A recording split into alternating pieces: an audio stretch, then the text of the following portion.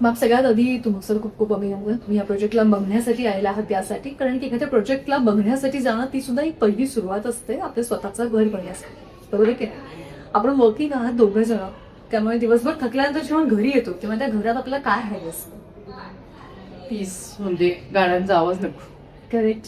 कारण ट्रॅफिक मधून दिवसभर आणि ग्रीनरी.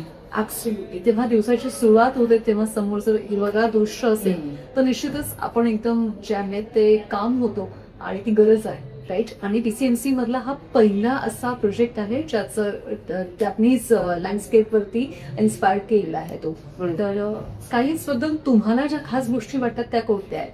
पहिला तर मला म्हणजे लॉन्च इव्हेंट खूप ऑर्गनाइज वाटला, कारण नाहीतर खूप केअस असतो.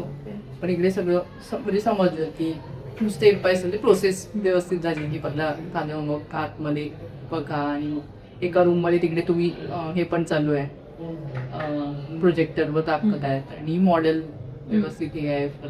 सॅम्पल फ्लॅट रेडी आहे प्रॉपर, आणि तो सॅम्पल फ्लॅट मध्ये आवडलं तर मला किचन म्हणजे आपण ऑफकोर्स लेडीज पहिला देऊ, फक्त मुव्हिंग स्पेस खूप छान आहे किचन, आणि रूम साईज पण छान आहे, म्हणजे व्यवस्थित परफेक्ट.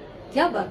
सर त्यांना मला जाणून घ्यायचंय की सर कनेक्टिव्हिटी हा सुद्धा अत्यंत महत्वाचा मुद्दा असतो जेव्हा आपण घर घेतो ते, आणि कोणा तर मेट्रो आणि बाकी सगळ्याच गोष्टी त्या अगदी जवळ आहे. हो, तो खूप मोठा फॅक्टर आहे की मुलं आता मोठी होत आहेत, तर स्पेशली मुली कॉलेजमध्ये वगैरे जेव्हा जातील तर तेव्हा हा खूपच इम्पॉर्टंट फॅक्टर होतो. म्हणजे त्यांना सेफ कम्युट जर का मिळत असेल इझिली तर तो एक मोठा डिसाइडिंग फॅक्टर आहे ऍक्च्युली घर घेताना. म्हणजे आता तो एक मेजर फॅक्टर होऊन जातो की मुलांची शाळा किंवा मुलांना कसा कन्व्हिनियन्स राहील while they are growing up. त्यांना वेगवेगळे क्लासेस लावायचे आहेत, काही हॉबी परस्यू करायची आहे, काहीतरी आर्ट शिकतात किंवा काही कोचिंग वगैरे घेत आहेत, तर त्यांचं इंडिपेंडेंटली त्यांना जर का जाता आलं तर आमच्यासाठी पण एक मोठा पीस ऑफ माइंड असू शकतो.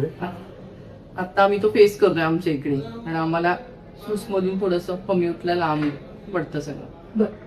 आणि मला सांगा, तुम्ही सध्याच्या प्रोजेक्ट मध्ये राहत आहात तर तिथे तुम्हाला काय वाटतं की किती अम्युनिटीज तुमच्याकडनं किती % यूज होतात? पहिली गोष्ट अम्युनिटी आहेत का? अम्युनिटीज आहेत, पण जेवढं पाहिजे तेवढे युज होत नाहीत, कारण तेवढं म्हणजे जेवढं ऑर्गनाइज राहायला पाहिजे तेवढं ऑर्गनाइज नाही आहे, पण मेंटेन एवढ्या होतात. पण त्याचा जो एक यूज आहे तो थोडासा रेग्युलेटेड पाहिजे. तो एक फॅक्टर आम्हाला जरा तिथे कमी वाटतं.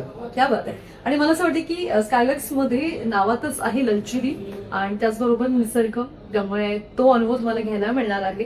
आणि कसं असतं की आता आपण घर घेताना तुम्ही जे की मुलांचा विचार करून घर घ्यावं लागतं, आणि भिंताच आपण गोष्ट घेत असतो ती काही सतत इन्व्हेस्टमेंट नाही करत, बरोबर की? त्यामुळे वन टाइम इन्व्हेस्टमेंट वर्थ झाली पाहिजे. पुण्यासारख्या शहरामध्ये ऍक्च्युली वेळेचं महत्व खूप जास्त आहे. जेवढं आता पुणे ऍक्च्युली मुंबई सारखं होत चाललंय, आणि त्यामुळे बाहेर काही तुम्हाला छोटी गोष्ट जरी करायची आहे, 2 किलोमीटर जरी जायचं तरी पीक आवर्स मध्ये तो कम्युट पण नकोसा वाटतो.